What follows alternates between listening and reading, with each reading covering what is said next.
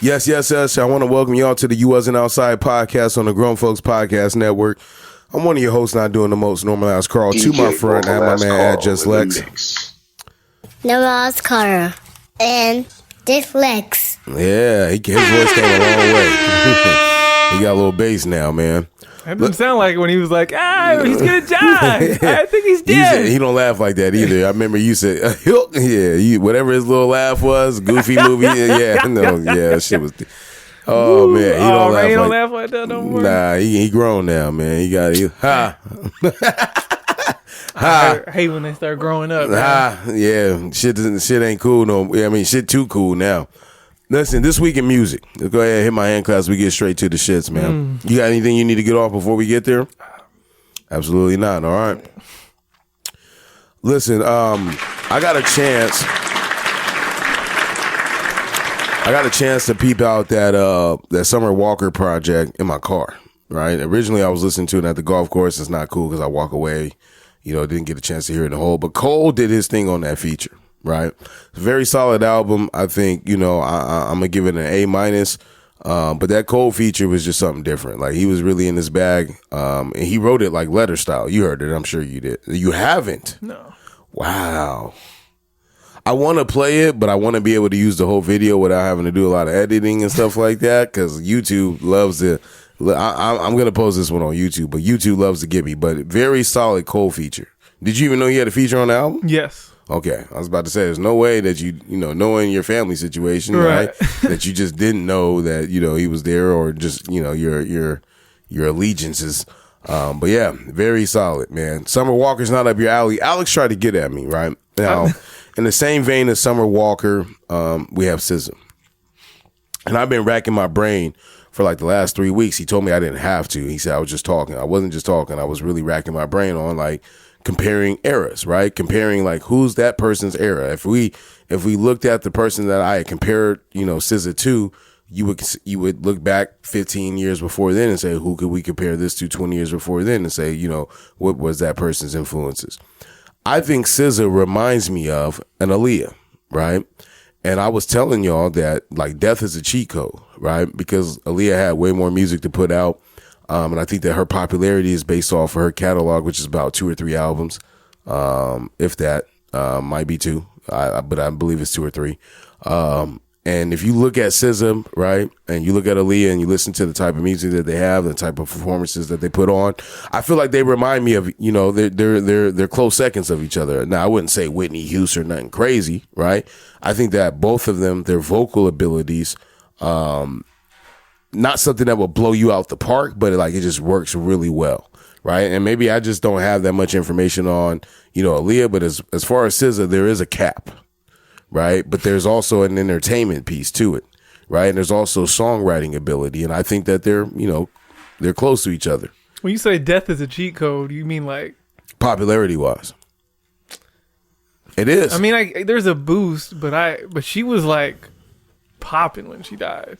It wasn't like she was starting to fall off and then she just randomly died. Like, she was popping at the time. Based off of what you're saying, though, where has SZA kind of fallen off? She hasn't fallen off. I didn't say she did. That's what I'm saying. But I'm just saying, you're saying cheat if code. If SZA, God forbid, like if something were to happen to her, right, we would look at her and she'd be a martyr, right? And she would be, we would look at her as like someone who didn't reach their full potential. I look at Aaliyah in that same vein. Didn't reach her full potential. She was like, what, 22? Yeah, absolutely. Yeah. And, we don't know what that music would have matured to. But like I said, I just feel like, they're close to each other. Right, because she didn't get a chance to fall off because she died at like her peak. Right. Absolutely. Same thing with like Pac could have been alive putting out some bullshit right now. Absolutely. I think about that all the time. Well, Mark has this theory that if Ice Cube died in like 95, he'd be looked at way higher than whatever Tupac was. Like a pioneer. I mean, he's looked at that now, but he's also been around long enough to put out some bullshit. I think it's a legitimate theory. I agree with Mark on that one. Yeah, so. But, I like the way that R&B is shaping up, like right now, like in regards to, these are new heavyweights. Janelle Monáe, we got SZA, we got Summer Walker, you got, what's old girl's name from Bel Air? You probably won't know. Coco? Yeah, Coco Jones. Yes. Yeah, she's nice. My bad. I didn't mean to get you messed up like that. And you know what? You probably have heard of him or seen him like on your thread, maybe because we follow each other. But Saint Harrison is nice. The white dude with the pink hair. He's got a song called Ego. Oh my God. He's got a new project out right now. It just came out, I think, at the beginning of May. Very nice project. So I think the R&B is killing rap, in my opinion, right? We're 6 months in, and I don't know of a classic rap album that I've heard or something that I'm like, yo, that just blows me away right now. So it's like, in my eyes, I've just been looking forward to R&B, and the fact that the weather's so shitty right now is like, I'm excited about that too. You know, I threw on some old school. It's not old school, but I threw on some old Tiana Taylor the other day. I was just like, yo, got me in the zone. Yeah, rap. I like the slow parts of the year. I like because then I get to go through all my back catalog. But I don't remember last year being this slow. I know we say this every year, but this year I feel like by the time last year hit, there was albums where I was like really excited for. Well, a lot of the big dogs came out last year, and yeah, we got time. Trust me. And there's no money in music, so and that's what gets me to my next point with Mark, where I'm gonna light his ass up. For the first time since Nielsen started measuring music consumption in the United States, rock is no longer the top genre in terms of overall consumption. Instead, combined genre of R&B and hip hop has taken the crown. And while two styles are fairly close to one another when it comes to percentages, the latter has pulled ahead, and it seems like it will continue to distance itself from the competition in the coming months and years.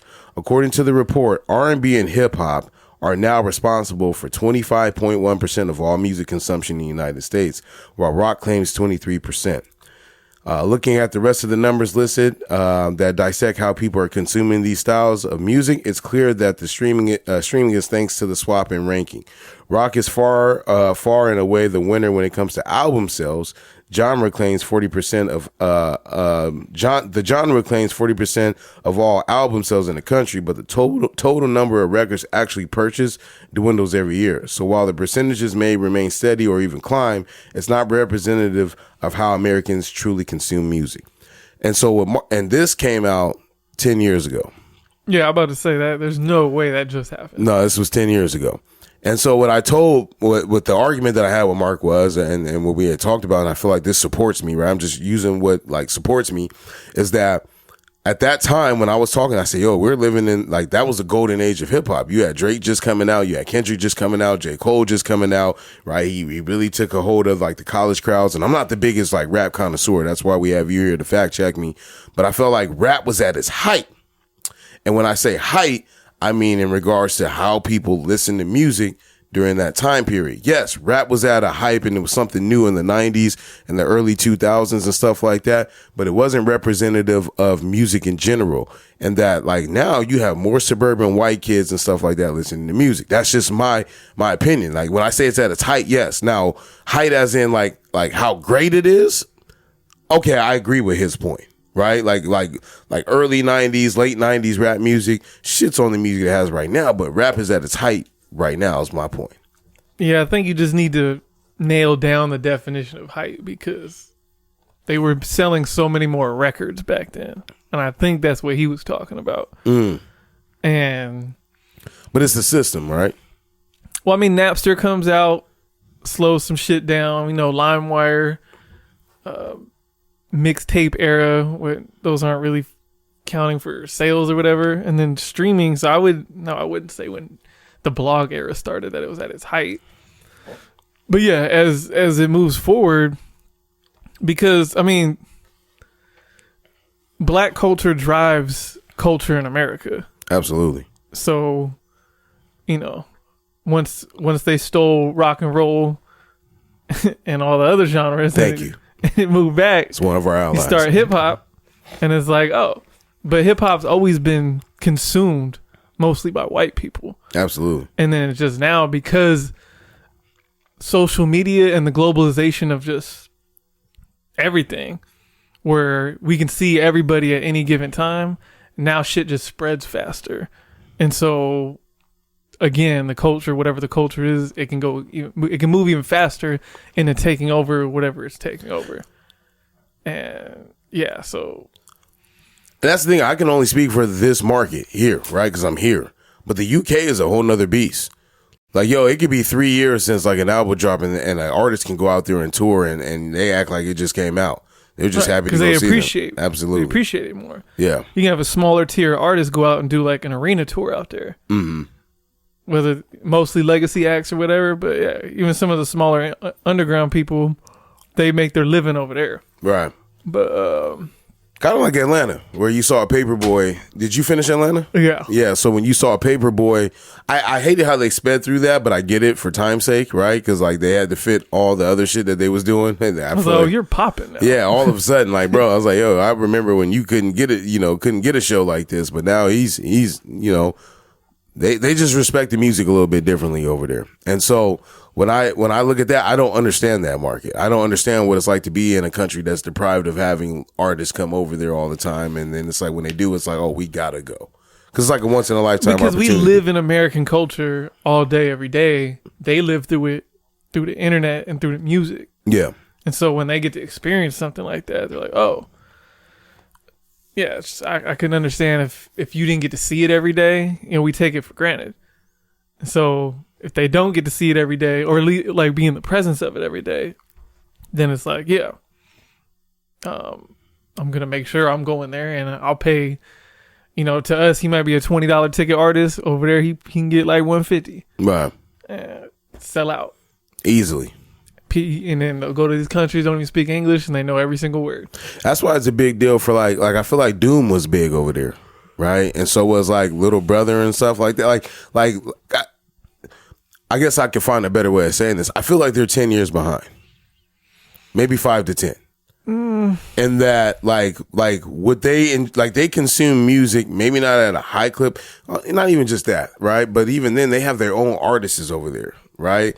Like when Drake came out and he was really experimenting with the sound and stuff like that, I was like, yo, I whatever, I think it was Griggs or something like that. Gigs, yeah. I was like, yo, I can't keep all that. Yeah, that's not for me. But they go hard in UK and stuff like that. It's completely and the culture is different. White people and black people live together in unison in the slums, proudly, But it's like just completely different. I don't know. This is just me spitballing of observation because I see more black people in Europe movies and where there's white folks and stuff like that than over here. But I don't know.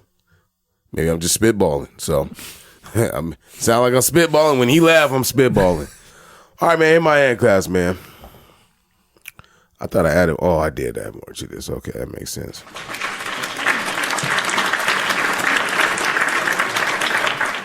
Random shit to fill in time. Are you familiar with the Travis Rudolph case? No. Not at all. Do you know who Travis Rudolph is? Yeah, I saw something, but I didn't dig into all that. Travis Rudolph was a wide receiver. I want to say he played for the New York Giants. Don't quote me. But I think he played for the New York Giants. He wasn't a big name receiver, but he was a NFL player. And he had a case this week where he was found not guilty of murder in Florida. And I was watching this closely because Florida is one of those places where you see things happen for the white population and you're like, all right, well, when it's our turn, I want to see that same just due, And so Travis Rudolph was dating a woman who was married, right? I'm going to make sure I tell the story right so that if anyone has any outrage or selective outrage, they get their outrage right. He was dating a woman who was married. I don't think he knew it at the time. She kept it from him. And then he had tore his ACL and, he was trying to get his way back into the league. Made league minimum or whatever, or he had a little bit of a contract, but nothing crazy. So he got a deal with the Canadian Football League and, he was on his way. He was rehabbing and on his way back. I think about a month before he left, him and the girl got into, an argument and an altercation. It was said that, she had hit him in the head with a trophy, tried to break an alcohol bottle over his head. He was having her leave. He picks her up, or like he's pushing her off of him, and he sticks his foot out to trip her, and he's like, "You got me messed up," or whatever. She text messages her brothers, and her brothers hanging out with his friends, and she's like, "Oh, he body slammed me twice on the ground," right? That charges these young men up, right? They get in the car. She meets them, says, "Yo, shoot his shit up." Damn. Right? He lived at his mama house, right, with his brother. Everybody's there. The men come over to the house. They got guns with them. They knock the doorbell. They knock on the door. The brother answers. They're like, yo, where Travis at? Hey, he's asleep right now, but nah, this ain't about you, big dog. Go get your brother. The brother come out. They start fighting. They fighting out in the street. Travis is able to go back in the house. He grabs a semi-automatic rifle. His brother's down the street fighting these young men or whatever. And he fires 37 rounds at them. God damn. Ended up killing one of the brothers, right? The girl's brothers. And so the discrepancy was that they were trying to drive off. Now, he says that they had a gun, right? And now remember, we had the text message and everything of the whole situation that happened. And later on, police find a gun. And so I'm watching this now. My homie sent me this. I had heard about it through him, and then a few other podcasts were talking about it. And I didn't like the way they painted the story because they didn't paint it like the way I did. So I was really invested and I read into it. And so he had tried to get the stand your ground law, the stand your ground law to like being enacted. And the judge was like, nah, 37 shots. You're going to have to go to trial, buddy. You're like, we can't just give you that. I'm like, yo, they gave Zimmerman that like for less. You know what I mean? For way less, and this is in Florida also. So long story less long, they have a trial. The girl, obviously, she didn't represent herself well. The court of public opinion had a lot to say about her on Twitter Spaces and YouTube and stuff. I'm reading the comments. And a lot of people felt bad for her situation. It's like, yo, she incited all this. Why are they not on trial? You know what I mean? They came over there with weapons. They did find the gun and stuff like that. He's defending his brother. If he said that he saw a gun, it's more likely than not that it happened based on the information that we had. And so, we were really watching it. And so I felt great when it came out earlier this week that he was found not guilty. Based on the information that you got, right? What do you think? I think he only killed one person with that many rounds? Yeah, and he had semi-automatic. He had the AK strapped into the shoulder and everything. He fired 37 rounds, though. Damn. But, when you hear 37, you think of murder. And that's actually going to take me into, like, my shows and stuff like that, shows to watch.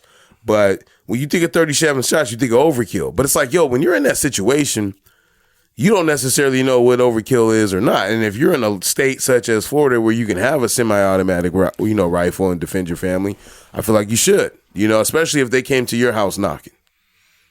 Yeah, it sounds like he fired that many shots because he kept missing. Pretty sure he would have stopped. With a semi, it probably only happened in like a minute. You know what I mean? Like 37 rounds with a semi-automatic, you could probably get off about, 3 or 4 rounds a second. You know what I mean? Like it's really fast. Yeah. Well, shit. Never mad at anybody for defending themselves. Yeah. If I look at how many rounds it was based on what I just said, then yeah, it was whatever. But yeah, I would definitely question like protecting. Like if he was shooting at one person 37 times, you'd be like, all right. But if it was a group of people, then you can easily defend that. Yeah. I think the other thing too is like I watched old girl's testimony, and they were asking her like, "Yo, so when you say they was reading the text message, when they read the text message, we got them, right? They got you." And it was like, so what did you mean shoot his shit up? Right? You have to explain that, right? Like when you say shoot his shit up. What does it mean by we gonna air this bitch out? And so she was like, oh, I just meant like the house. But they was like, oh, the house where his mother was sleeping at. And his brother was there. Oh, but just the house that don't hurt anybody. I'm like, well, how can you make a discernment at 2:00 in the morning? That's what time it was of where you're shooting at. It's pitch black. You know what I mean? So like, and then the brother was up there, sir. I'm just answering your questions. Like they real hood fanatic type shit. You know what I mean? It's like, yo, if you was trying to do your family justice, you doing a terrible way. And I felt like old girl was on something. Like she took something to be on the stand to just get her popping off like that with the attorney. But he's away scot-free. And then the biggest plug was that he was playing, I want to say Pooh Shiesty or one of these new guys, but he was hanging out with Dalvin Cook at his house at the end. Oh, you should never charged your homie up and he'd still be here today. And I was like, that's nasty, right? But I was like, he's right. Damn. Like, because all you had to do was not go over there in the first place and call the authorities. It seems pussy, right? It does. Well, we know you're on the you're telling on everybody. Who? What we was talking about last week. I'm telling. Yeah. Absolutely. Fam, because I know how the court system works. Being there, I know. Like and it's like, yo, I'm not messing with them. Yeah, I mean, getting emotional thinking that somebody body slams your sister, like I can see getting charged up. Right. But that doesn't mean I'm going to listen to her request of, hey, go shoot his shit up. Yeah. I'll go handle it. I'll make some inquiries. I'm not going to just listen to, you're highly emotional right now. Absolutely. You've been drinking. I'm not about to go shoot no shit up. Because now you done lost a brother for nothing now. Because like when you look at the blame shift, it's like, well, damn, like you put us in this predicament. They made fools out of us. You know what I mean? And now they showing the video. He didn't slam her. He tripped her. And it was like holding her down like, yo, stop hitting on me. She already hit him in the head with a tequila bottle, was breaking all of his shit in the house. Like, it's like, yo. Oh, they got the footage. Yeah. The Ring doorbell. Man, you can't get away with Then shit. nothing. Bro, I told you last week when we left up out of here, I was like, yo, there's way more cameras on this neighborhood than there was previously. I don't even see how they could be together. You said she married. She's like, oh, I haven't. They you use get away that in with court anything nowadays. But that's the thing. Like when you go to court, they bring all that shit up. Oh, you was married, and but I wasn't with this person. We can't verify that. But you were married. Why didn't you tell him you were married? Oh, I didn't feel like he needed to know that information. Okay. And now what he did say, like I get it, right, from his perspective, like because he was talking to other women and stuff, and he told her, "Oh, girl got a better body than you." You know, like you can't say that, to a woman and not think there ain't gonna be no. That's what the fight started over? Yeah. She went through his phone. He had a few texts in there. Hey, when I'm gonna come see you, he supposed to be rehabbing his knee. She tried to paint it to where like, oh, you was supposed to rehab. He's just playing video games all day. I was like, yeah, NFL. What, you think you gonna work a regular desk job? And now his life has been on hold for the last 3 years. Ain't nobody gonna touch him. He ain't been running routes. He been out here trying to run routes to save his life. Just because I'm rehabbing don't mean I can't be fucking. Yeah, let me live. And I guess she had like surgery done. And so when she had the surgery done, still didn't have a better body. Didn't have a better body. It wasn't done. It was still in the oven. Like she was still, you got to heal. Swelling got to go down. It was around the same time, and it was like, yeah, it just didn't make any sense. Fire your phone up real quick too. I want you to click that link under the Travis Rudolph scot-free line. But I like I said, I think shout out to Travis Rudolph. You know what I mean? Hopefully, it's hard for these guys. I was while you doing that, I was talking to my guy I play golf with. He used to play on the Chargers, and my man, I don't want to sum it down too much because Father's Day is the worst holiday. Relax, man. You told me to click it. I know, but you was intrigued right when he started with Father's Day. I seen you trying to get your shit off. Hold up. I forgot that coming up. Yeah. But yeah, man, I think for my man, I was talking to him and he was like, yo, like the NFL fucked him. He's like, yo, they, for us average guys that weren't that great in the league, he was like, yo, like they doing seminars now where the league is trying to get mental health services for a lot of these guys and sending them to these retreats, and you got to check into a facility to be able to get a check. It's nasty out here. So to get a check for what? So they giving out mental health services checks. They treating the NFL players like they Vietnam won't give you vets. a paycheck if you don't go through this. No, but it's like a special program where like I think they can get like 200,000 or 300,000 or whatever. They check in the program and show need. Right. And have a lot of these guys got substance abuse problems. They're alcoholics now. It's hard to transition if this is your whole life is football. Like on a Sunday, we cheer these guys on all the time. We talk shit in the comments, but for them, it fucks them up. It's a big deal. So I felt him when he was talking about it. He's like, I ain't seen him in 2 months. He's like, yeah, I've been gone. He's like, I had to enter an inpatient facility. I'm trying to get this bread. And it's like, what else you gonna do, bro? You can't just go work at Kroger, right after. Good for the NFL. Yeah. It seems like a step in the right direction. That's what they won't report on ESPN. Might as well. Well, when I'm not going to go that far. They ain't paid taxes in like 60 years. They can at least do something like that. I mean, that's crazy. All right, next one. Here we go. Let's hit it up. Go ahead, press the link. Start from scratch. World. Father's Day is the worst holiday in the world. I've done the research. I already know. Let me tell you something. Mother's Day is the second most celebrated holiday in the world. Christmas is first. So that means it's Jesus, then your mama. You know what Father's Day fall at? Number 20. I can't think of 18 other holidays Do you realize Halloween is number 6? So that means ghosts and goblins go before fathers? Arbor Day is number 13. I don't even know what that is. I just know it come before me. That's crazy.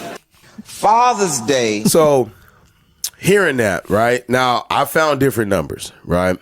But hearing that, what is your thoughts on that? It's not as funny, though. I know. I got different numbers. What do you think, though, based on what he said? You agree with him? What's your take on Father's Day? Like, your perception of, like, even, like, talking to you right now, you just said, I forgot. Right. Mother's Day, like, you better recognize me. Don't play with me. Yeah, I mean, I think it just... One, it doesn't mean as much to me because I didn't, like, I celebrated my mom on Mother's Day and Father's Day. Right. And then one of those. And then obviously me as a dad right now who doesn't even really care about his birthday. So it's like, Father's Day is whatever. But I spend Father's Day taking them out.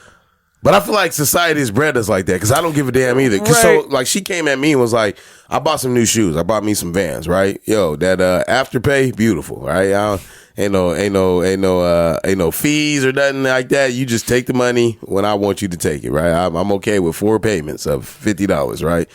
And so she was like, yo, I was going to get you those Air Maxes you was looking at. Like, don't touch those, right? Because I know how much it cost. Them shoes is $160. I can get 2 pairs for $200. I rock Vans now. Vans and Pumas, baby. Matter of fact, these are some old Air Maxes I got on right now. I've had these for years. Yeah. And so I was like, you could tell, right? These are the rain joints, right? Because it was raining outside. But I was like, yo, don't do it. Because, yo, when my handyman come over and he showed me the little part that I need to change and it's $250, I don't need no shoes.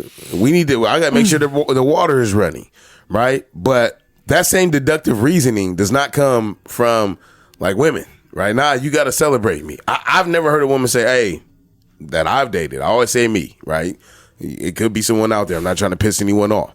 But that I've dated that said, oh, don't give me this for my birthday or whatever. Go take care of the oil change or go take care of the stucco outside. Stucco's expensive, right? For anybody that know about stucco is expensive. That's why the kids just be outside just throwing shit at that damn wall. I'm like, it's not even a year old. He has no idea. It's not a year old. He has no idea. Just having the daycare kids just. That's not a regular patch job. Taking a bat to the wall, just like, oh my God. Watching it hit the ground, it hurts my soul now. Or they'll take little cars, so they'll just ride it. It's like they see it coming off and it's part of a game. Like, oh, look, it's snowing. Yeah, like nah. And my dad told me, he said, one day you'll understand. And now, when my stepson put his feet on my seat, and I remember how long it took me to wipe it down. I went to the wash and everything, wiped it. I said, I told him the same thing. I said, bro, when you get older, you understand what I'm saying. When you get your own car, you're going to want to take care of it and everything. You're going to want it to look nice or whatever. Like, bro, you got to take care of your shit. And so I was thinking about that, right? And you started off this whole, like, you know, tunnel that we down right now where he's like, yo, I forgot about it. And it's just like, yo, like, we are programmed, the men that are present in their kids and, you know, and their mothers' lives, like we put them first, right? It's the ultimate sacrifice. I'm sacrificing all the shit that I do as a great dad for a tie and a bag of teas, right? I'm like, yo, you ain't got to give me nothing crazy. Just give me a bag of teas, maybe some golf balls, a golf glove. I'm letting you get away with this every year, right? I'm going to need a glove. I'm sensible shit. But when it comes to her, and it's just maybe just the way that life has like got us, I try to put her first and I try to do something dope. You know, for her, it's like, let me check in with him because I know how he is about the money, right? you know what I'm talking about, right? Let me check in with him because I know how he is about the money. We work together on the finances, but I'm the one that has the master schedule, right? So it's like, look, if you working outside of it, look, I don't need that shit, right? Christmas, my birthday, same thing. I don't need nothing crazy. Don't go crazy on me. I'll go crazy on me during the year when I know that I planned for it. Yeah, I'm not a materialistic dude, so I got these for last Father's Day. Yeah, and see? The whole thing was, because Nike, these are made from like all recycled materials or some shit. Yeah. So you like go green. fall out. Yeah, so, but I was like, I didn't need them. Yeah. No, I use Father's Day as an excuse to go eat ice cream. Because I love ice cream, but if I buy it, I'm going to eat it. Yeah. So I was like, oh, let me think of an excuse to. So I take them for ice cream every Father's Day. And so that's what you're going to do this one coming up? yeah, it's like pretty much a tradition now. Just keep it low key, but we still say we did something. I mean, I'm sure. I only thought about it though when they were bringing their Mother's Day home shit from school. He was like, I don't get the same amount of love. They ain't never in school for Father's Day. You're right. They ain't never in school. We ain't Juneteenth too. They ain't gonna make me no little keychain with a little stick figure of the family. I was like, this shit kind of dope. Put some thought into it. I've been trying to get you to think every day. Bags and bags of shit for Mom's Day, but also the society. Well, at least in a lot of environments that we come up in, Dad's not always around. Yeah, and so it's like, and 99% of the time, it's not Mom who's skipping out. So it's just more like prevalent. The number that he gave me, I think, was kind of crazy. You can come get it. The number that he gave, that he said, I think we were like, there was 18 others. Everyone was different, right? But I got this one based off of something different. So here's the top 5 holidays that people celebrate. Number 5 is Halloween. That's crazy to me. Like, we celebrating ghosts. This is American? Fiction. Yes. Yeah. We're celebrating, because most and other places they celebrate Father's Day in March. So that goes into what you was talking about, right? Like, it's a time where kids are in school and shit. The weather's better. Yeah, let's change this shit. Yeah, like it's real nasty right now. I'm trying to advocate for dads right now. So we got Halloween number 5. Can you guess what number 4 is? 4th of July? No, the Lord Thanksgiving. comes. Easter. Yeah. You got the Lord, the resurrection. Guess what number 3 is? This really fucked me up. It's gotta be Christmas, Thanksgiving, and 4th of July, no? Wait. Valentine's Day. Yes. That's real nasty. Valentine's Day comes in third, the most expensive holiday. So this is in terms of spending. Valentine's Day comes in at the most expensive holiday with a total spending. Oh, this is in terms of spending. In terms of spending. But again, this is men spending for women to love us. That's the game that we in right now. Every turn, I feel like you got to spend a little bit of bread now in this, because it's a little different now. I feel like 15 years ago, you get away with that shit. Like, oh, you trying to go to the movies real quick? Cool. Well, that's because Love Don't Cost a Thing was out. And it was like, oh, and then now it's a... It costs everything. Yeah, because the newer generation, they're just telling them, find you a trick, send them the Cash App, whatever. And that's the thing, though. There's many tricks. I've been seeing women with maybe like 1,500 followers or whatever. A lot of times somebody's taking the photo, but they out in Greece. I said, oh, the gig is the gig. I get it, right? The bag is the bag. You got to do it. Somebody's out there willing to spend it. A lot of y'all messing up the ecosystem out here for some of these men. Not for us, because I'm not out in the streets, but for men, y'all messing up the ecosystem. I remember seeing something on Instagram where my man was like, yo, y'all driving the prices up in DR. Like they asking for, American money. He's like, yo, like y'all go out there for one weekend and take care of them for 3 months and don't even know it. So like when I come out there, like, yo, my $20 ain't my $20 ain't hitting for my 20 ain't hitting for nothing. I'm not gonna say no names. Okay. But many moons ago. Many moons. Yeah. Many moons. We was in Puerto Vallarta, right? And we made it there, but we still, we broke. Oh, so you do travel? I have traveled. In my mind, you're washed up, but I'm glad that you've been in Puerto Vallarta. Go ahead. This was like 2009. And still travel. In my mind, I had you fucked up. The girls we was with, they were like, oh, we're going to go do this club thing. Y'all do whatever. Because we went to the strip club. Yeah.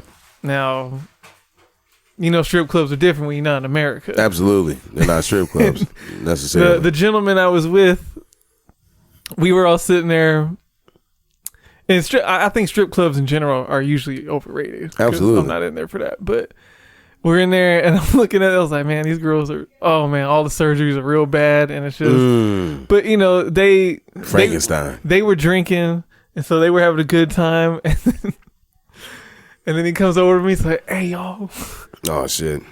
Because, we got American dollars. Yes. So it's supposed to go a little further. He's like, man, she talking about $100.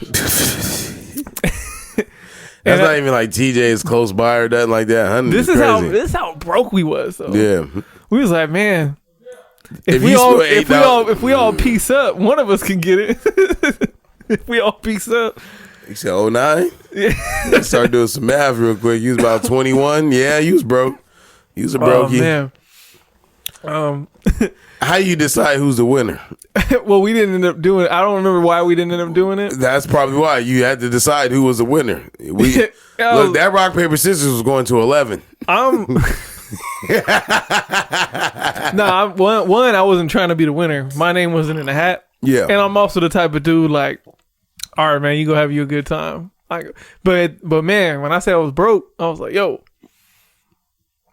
like this is like night number 2. We're gonna be here for a few more days, and y'all still want to do like zip lining and all this other shit. Yeah. And so the price on vagina is crazy. Yeah, but it was fine. We met up with the girls we was with at the club. We popped up in that club, and they was sitting in the cartel section. Oh, that's where everything's comped. Y'all thinking, because it was like, they're the hot girls in the club. And so here we roll up. Oh yeah, we can't come in the section. You playing with fire. Hey, damn. Hey, and even then, the cartel section looked different from over here, right? Because they wearing like boots, they buckles, cowboys hats. Yep. And you like, dog, but those is the gangsters.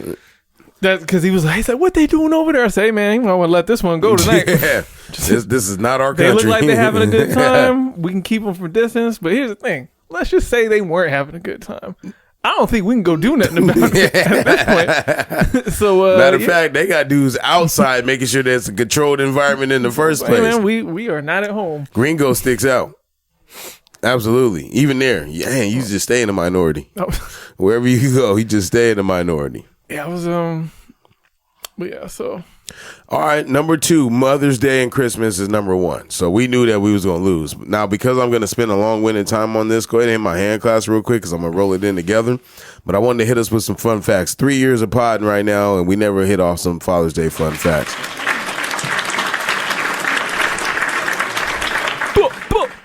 The first Father's Day in the U.S. was celebrated in 1910, but it took decades to catch on. Sound like Lex wrote this. Technically, a day dedicated to honoring fathers in the U.S. was first observed in 1908. The same year, the first Mother's Day celebration was held in Philadelphia. In 1908, a West Virginia church sponsored the first event meant to honor American fathers. Tragically, it was a sermon held in memory of 362 men who had died in an explosion at Fairmont Coal Company mines months earlier. So it took 400 men to die. Couldn't even get their flowers while he was here. It took 400 men to die for that to occur. I'm telling you, like we sit up here, we don't never. It's been like this for 100 years now. Centuries, right? We don't do a lot of credit. Now, scientifically speaking, you don't even need me to have a baby. You know what I mean? You just go ahead and separate some shit or whatever, and the brat and her wife can have a great. Pregnant the brat is killing me right now too, because I just always seen her as the tough butch one. I always say she has a pretty face. Like she's not absolutely. I wouldn't call her butch, but she doesn't have like what other feminine qualities? When she popped out in that Chicago Bulls thing with the stomach that's out, I just saw that last night. You were crazy. Go ahead, Queen. Go off, do though. You? With the 6-ring Jordan shoes on, too. I was like, she's different. The 6 rings. Those are the ghetto classic. Father's Day is the 4th largest card-sending holiday. Behind Mother's Day, Valentine's Day, and Christmas, Father's Day is the 4th largest card-sending holiday in the U.S. According to Hallmark, the company reports that 72 million Father's Day cards are exchanged annually, with about 50% purchased for people's dads. Another 20% were designated for husbands, whereas others were purchased for grandfathers, sons, brothers, or other father figures, according to Hallmark. Now that makes sense, right? I feel like our love stops at the card, though. We put no money in it. Yeah. Now I'm gonna hit you with a real cold hard set. How many people in America? Like 350 million. 350 million, right? Something okay. like that.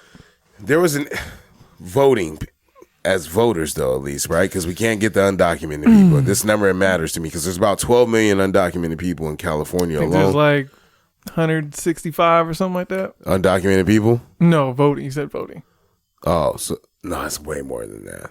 I'm just trying to go off the last election. There's way. I want to say because I remember the numbers. I want to say we're about 500 million. No, in America. In America, it's 300 to 500. Hence 350. Okay, that's fine. But now, if you take this number and put it in comparison, now obviously there's some reasons for that, but there was an estimated 239,000 stay-at-home dads in the U.S. in 2022. Good for them. As younger generations pull away from the rigid gender norms of the past, more and more fathers are deciding to stay at home, at least for a time, to focus on raising kids. Now, here's my thing. I want to be a stay-at-home dad so bad now, right? And I get it. Like, open up the floodgates. Let women in politics, let them, run shit. Our teen mom, I think, is, very as tough as they come. She has some very male characteristics. You know what I mean? Not like in like features, but like just like in terms of like how she handles things. I let her sit back and do whatever the hell she wanted to do. I talked to our health coach. I said, look, I'm not getting in her way. Like, she got it, big dog. And so I wanted, maybe I share that millennial ideal, but I don't feel like it's necessary for me to fucking pull up my sleeves and work super hard if my wife wants to do that. Now I'm not in a marriage where that could happen, at least, but I thoroughly would want something like that to happen. So, yeah. You know any stay-at-home dads? Out of 239,000, that's like fucking the whole Fresno population. So like it's probably only about 100 in each city. It was harder to do it in this city. So absolutely.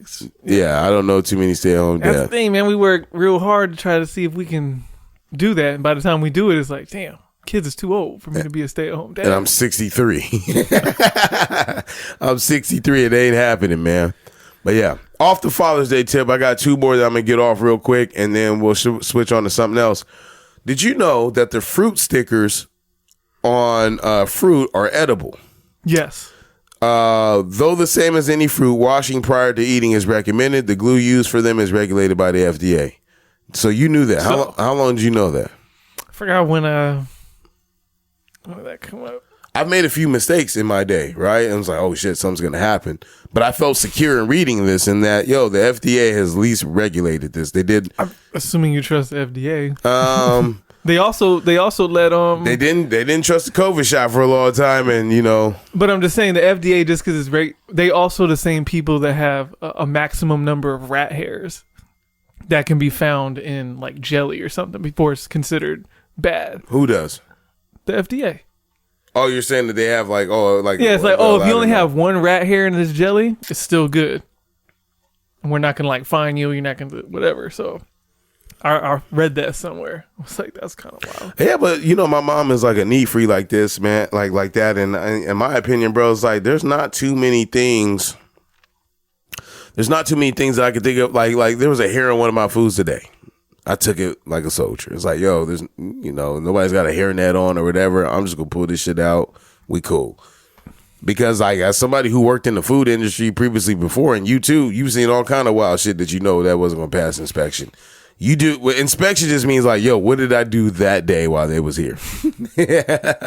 That's really what it is, So I'm okay with that. And we had this dude. See, there we go. Memory lane. Got him. We had this dude at Patton Oscars. He always got free food because he always complained. Nothing you can do about it either. No, I did something. I was sick of it. I need to hear this. The gig is the gig. He come in. I'm like, because at the time I was working like 6 days a week. So I was like, man, I see this dude every week. He come in, he get himself a little personal pizza, and there's always something wrong with it, and we give him a little comp. And I don't know if he's just doing it with different managers and trying to stretch this out, but I've been here every time. Shit stopped today. So as soon as he came in, ordered, gave me the ticket, put his pizza in the oven, I'm like, all right. So I went to my manager. I was like, I guarantee you this dude is going to find something wrong with this pizza. I got the top people on it. Everything's going to be delivered. And then my manager's like, all right, I'm gonna give it to him. Like, I'm gonna make sure I see it from start to finish. Can't say nothing. It's not even that you like Patton Oscars. It's the fact it was the principle. Like, bro, you're not gonna just keep disrespecting irritated, me. right? So he comes over, and I'm sitting here. And it was a slow time, and he's eating his pizza. I'm just staring at him. I see this dude pluck a hair off his head, put that shit on the pizza.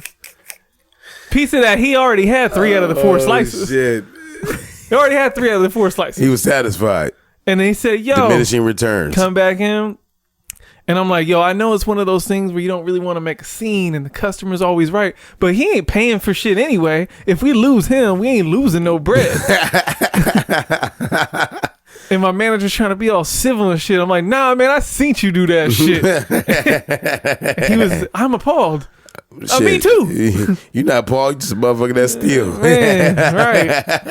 I don't know why I got fired up again. Oh man, you don't like being taken advantage of. I see the lady on Instagram now that we telling stories.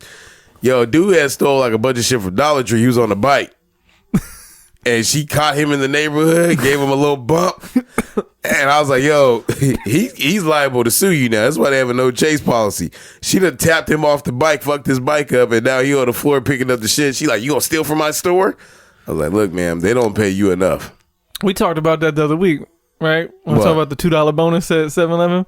Yeah. $2 is crazy. $2 an hour, or just $2 in general. $2, like if someone did a beer, I never asked you specifics. If someone did a beer run and you stop them, you get $2. He go open a register and pull out $2. Nah, you tripping, dog. I need about $2.50. I'm like, yo, that it's life stage. That $2.50. beer costs $2.25. Yeah.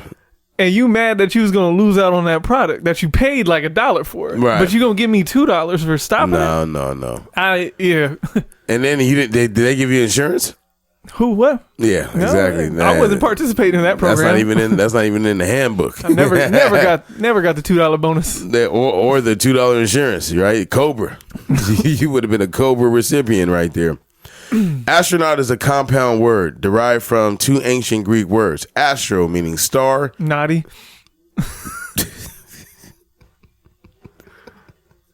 You wouldn't let me get my shit off real quick. That's funny. And not meaning sailor. So astronaut literally means star sailor. I thought that was pretty dope. Yeah, I didn't know that. Yeah, that's pretty hard. I like that. So, you gonna like this. I've been up your alley, man. I told you. That's why I said, hey, I put the time in even though I was late to put this together. People who post their fitness routine on Facebook are more likely to have psychological problems. In the study conducted by researchers at Brunel University in London, researchers analyzed data from 555 Facebook users who also completed surveys designed to measure the big 5 personality traits: extroversion, neuroticism, openness, agreeableness, and conscientiousness, as well as self-esteem.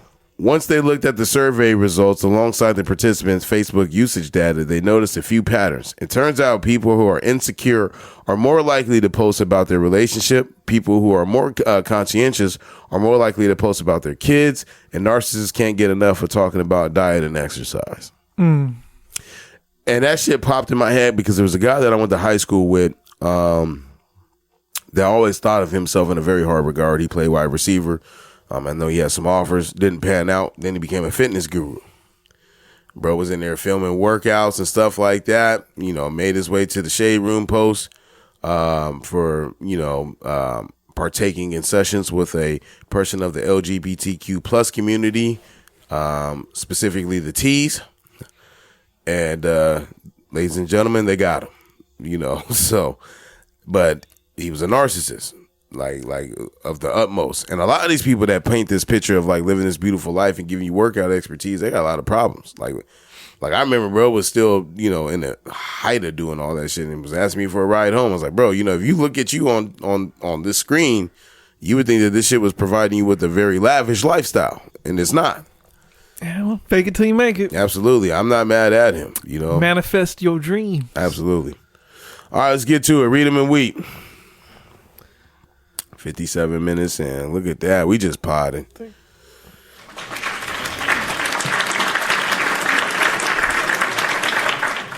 Am I in the wrong?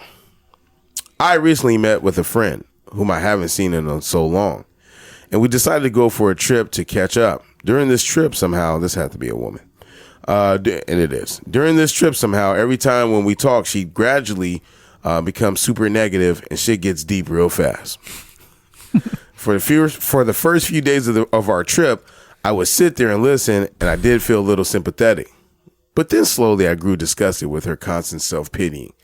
And I felt that that was her trying to excuse her actions and behaviors by blaming her flaws on past traumatic, unfortunate events. For instance, she somehow blamed her poor table manners on single-parent household and blamed her self-esteem issues on an emotionally unstable friend that she texts literally every day. So on the last day of our trip, of course, when she tried to blame whoever or whatever, I felt like I had enough. I got stuff of my own to deal with too, and I'm not blaming anyone. So I straight up told her she was being immature. I also told her I was not her therapist and that I would not like to engage in conversations like these any further. She didn't say it straight up, but the message she conveyed was that I'm not being a good friend and that I should be there for her like she's always there be there for her like she's always there for her emotionally unstable friend. Am I in the wrong? What should I have done? Should I have sat there and listened to what she had been saying or for the past week? I don't think she's wrong. Maybe she could have handled it different. Nah, I don't want you to pod. You know someone like this. Dig. This is you, right? You like would you be in the wrong based off of that? No, I'm not in the wrong. I'm like, yo, I'm on vacation. Yeah. Fucking relax. But at the same time, that's what I'm saying. You can go about it differently. Like, you don't have to be, I mean, I guess he just got fed up and you're just like, hey, fucked it, man, stop. But I think if you can approach it like, hey, you know what? You know, on some mature shit. Like, right. Hey, you know what? You tend to suck the fun out the room pretty quickly. Absolutely. We're on vacation and I want to be a great friend. I want to listen to it, but can we do this when we get back home? Right. Not right now. Or over the phone, you can call me. Let that shit go. Enjoy yourself while we out here. We can get the problems ain't going nowhere. We can come back to that when we get back to it.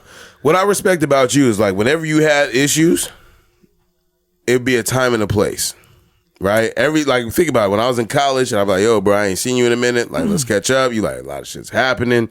I'll talk to you about it. Like when you get here. So I'm already prepared for like, yo, he's about to just lay the shit on me.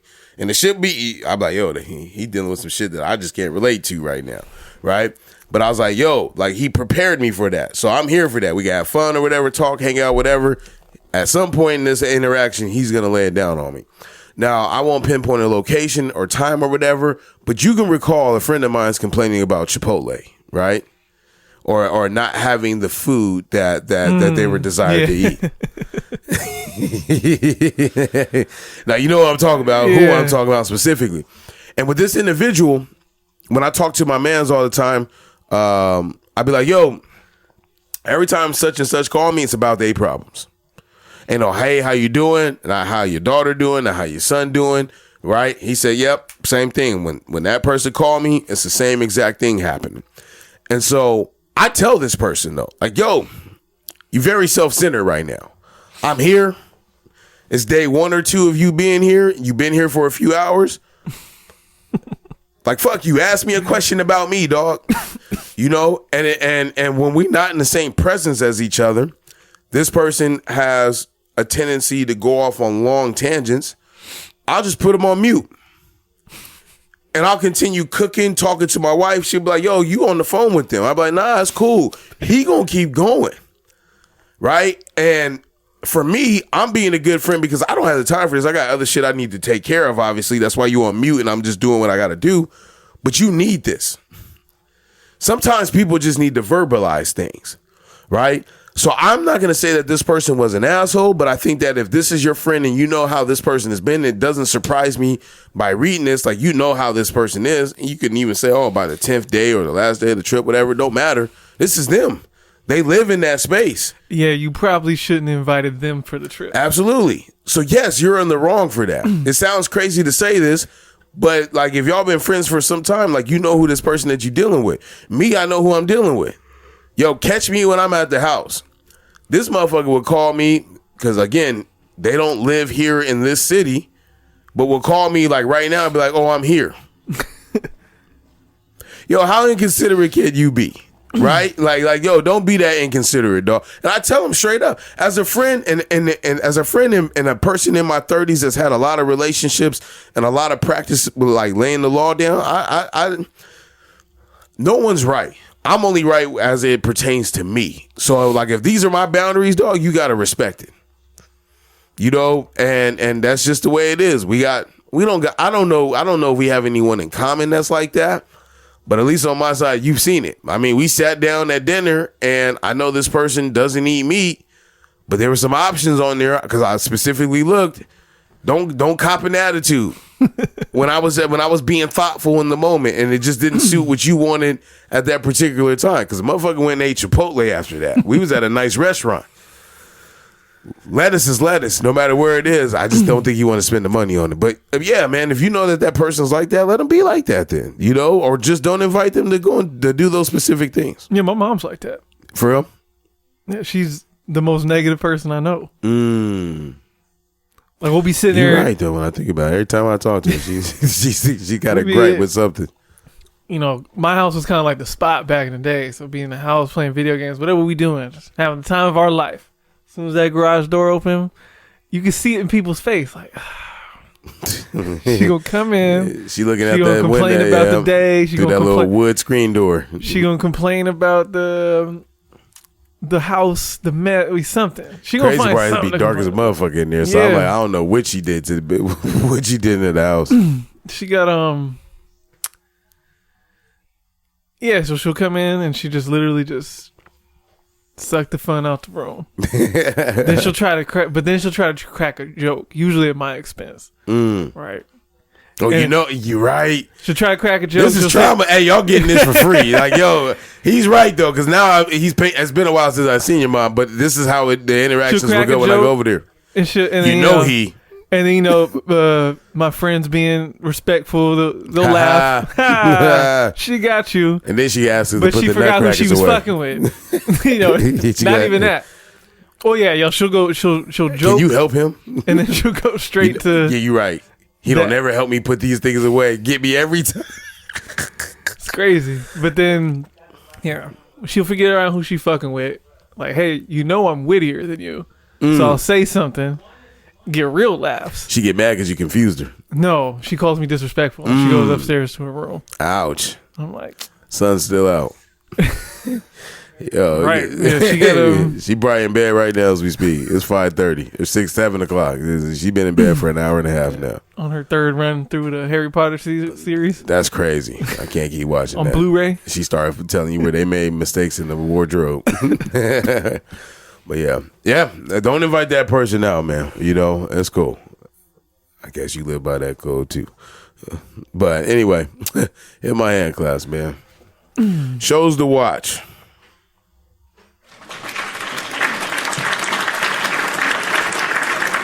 Sometimes you gotta know your friend better than your friend. Yeah. People was hitting me like, man, why you didn't invite me to your wedding? I was like, you don't belong in Vegas. I'm sorry, man. Yeah. I saw my cousin yesterday. She said, I hate that our family has come to this, because I ain't seen her. But I was like, yo, I ain't seen you in the holidays. I didn't invite you to my wedding. You know what I mean? And she's like, I don't know where to start. I tell you where it started. It started from that one pod with that one person that we know, and they hated it. I took the shit down or whatever, but that kind of has been the catalyst for a lot of things, And for me, on my wedding day, because you know what happened? She got a little lit. When we got there, right? And I'm exposing family trauma, but when people get a little inebriated like that, they want to start talking to you about why things are the way they are. And I said, yo, the conversation we're having right now, I'm okay with. I didn't want to have this conversation at my wedding. Right. You know what I mean? Like, that's just, it's very selfish of me. You're right. But again, that's my boundary. The rules are the rules with me, right? Like I just didn't want to, bark up that tree. I wouldn't call that selfish. On my behalf? Yeah. I think they would. It's your wedding. But they would say that. All right. But, like my guy rested, his mom sold, but, her husband's mother passed. I ain't get no invite, but I've been there, met the mother the whole way. But again, it's not selfish of him. It's his mother. You know, he get to make that decision. You know, I send a message. You know, go from there. The game. I know we was transitioning, but if we find the pocket, I'm gonna stick with it. The game is different when you get older, right? Like there's a lot of things that I have to respect from people. I think like part of getting older for me and my maturation is accepting things as they are. And that has been hard to do without me interacting into those things or like forcing the issue, whatever. It's very hard to accept things as they are. And part of my maturation in my 30s is accepting, hey, look, this is just how things are. So. What you gonna do? Yeah. I see it in your face. So you know what I'm talking about. So shows to watch. There's a show on Max right now, HBO Max. There's also the same coverage of it on Hulu. It documents a murder in Texas and someone getting off with it. It's called Love and Death, right? It's called something completely different on Hulu, but on HBO Max is the one that I watch. It's more of a little storyline feel to it, like an actual show, because not necessarily like a documentary, but I like the one on Max a little better. It's about two couples. What they share in common is they go to the same church. A husband on one couple side and a wife on the other side end up having an affair together, right? For some time, maybe about a year and a half.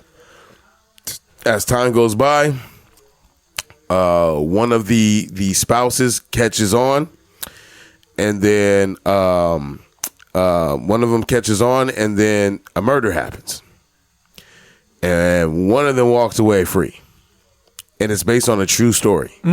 That person is still alive to this day and still working Earth. Exactly. So like when I read that, the first episode was kind of slow, right? And by the time I got the second one and I did a little research, I said, oh, you got me, right? The fact that you tell me that they're alive and whoever did whatever, because they show you in an opening scene, right? So I'm only describing the opening scene to you. But when they did that, I said, yo, you got me. Somebody's alive, cool. That's all I need to see, right? Somebody's alive and they're still like not incarcerated or whatever. So when you hear it, I was talking about Travis Rudolph, right? And the 37 shots.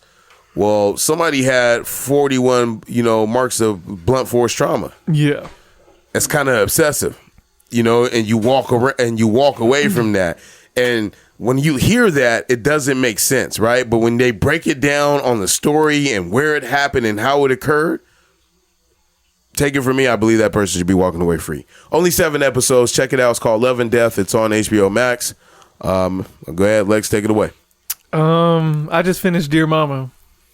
Damn. How many episodes is that? 5. I only got to 3, so I got 2 left. I got a lot of time. Man, it's amazing how much better each episode gets. Is it better than all the other Tupac docs? Put together. Absolutely. Yeah. Very easily. They were pulling out footage I'd never seen before.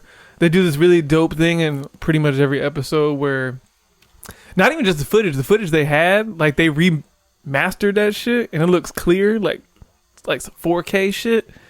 Cause I'm like, yo, this video. Like the Brenda's Had a Baby was fire. Like that little intro that they did on the first episode, that was crazy. Yeah, what they'll do is they'll come in and then they'll play the verse a cappella and they drop the music out. And it hits so much harder. But it sounds, I was like, man, this does not sound like this on the on the CD. Yeah. Yeah, so each episode it gets better and better, and then man, there's the last episode when Snoop talking, man, that shit got me, man. Teardrop. Because they were beefing like 2 days before. Oh, all that stuff. So he never got to make it. They never got to make up. That's tough. Yeah, Tupac got mad that Snoop was being too politically correct on the radio during the East Coast West Coast shit. You said that with a little bass in your voice. And then he said they were getting on the plane. And he was like, hey, are you going to Vegas for the fight? And Tupac just waved him off, like, fuck out my face. And then he said because it's death row and he's terrified, he went to the back of the plane, had 2 knives like this while he was going to sleep because he didn't know. Because they just be doing shit like that. On? Yeah. And then he asked him again, you going to the fight? You never knew this story? I didn't know that part. Oh, shit. And then I guess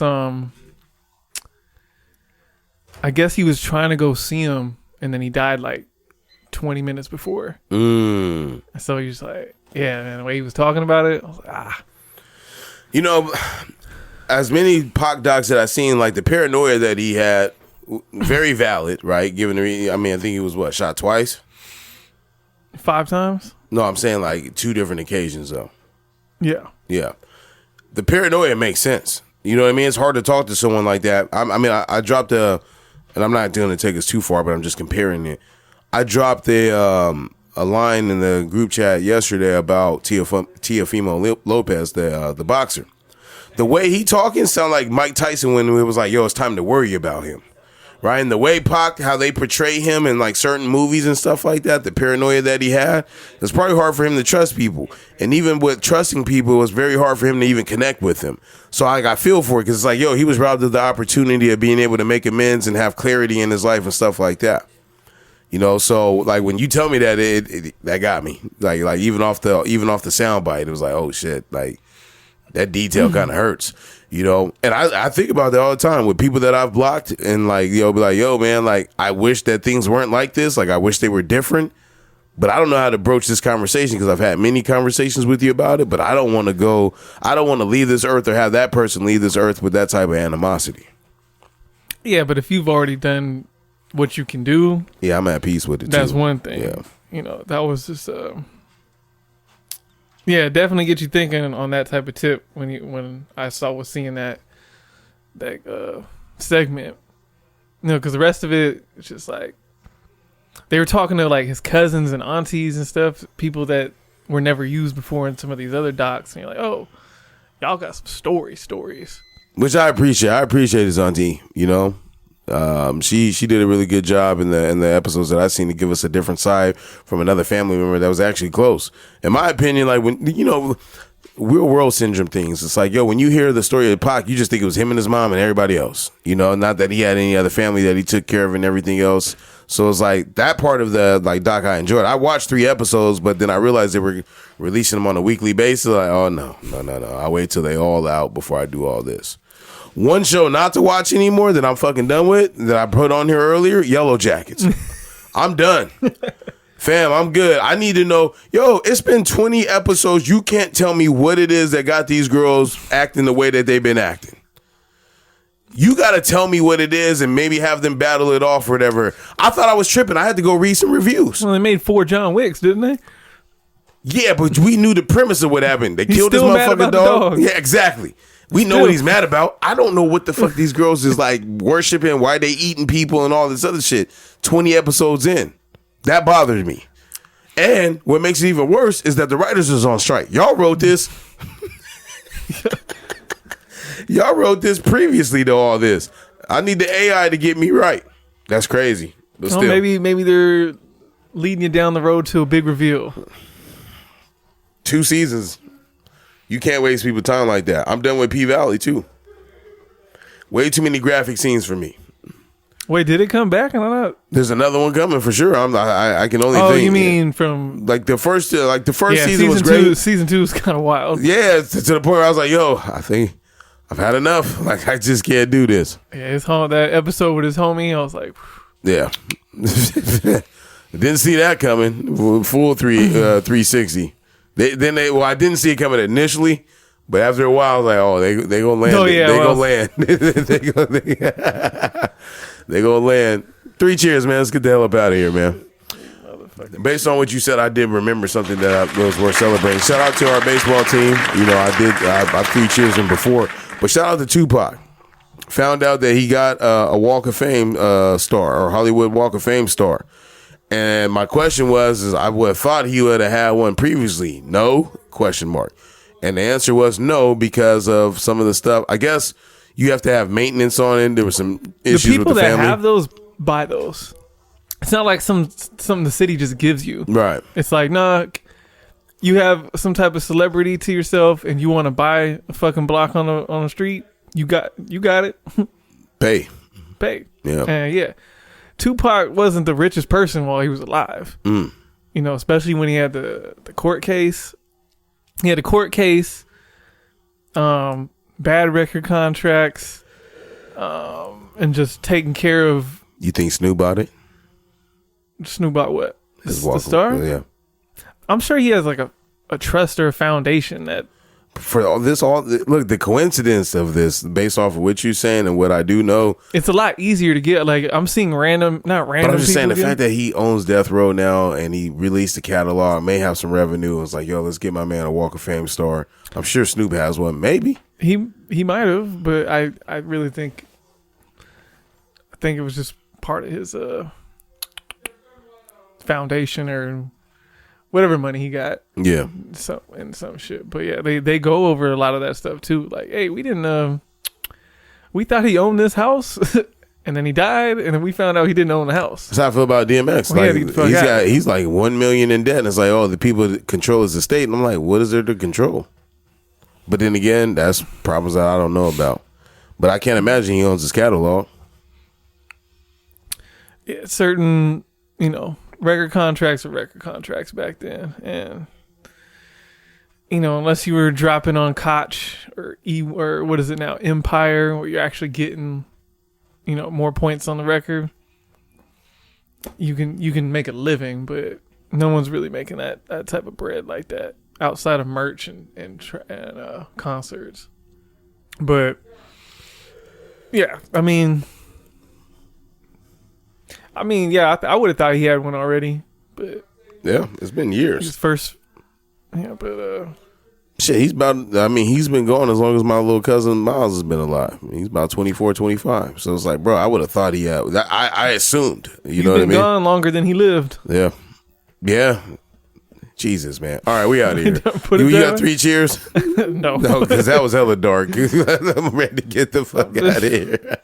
There's still sunlight out while you out, man. God dang.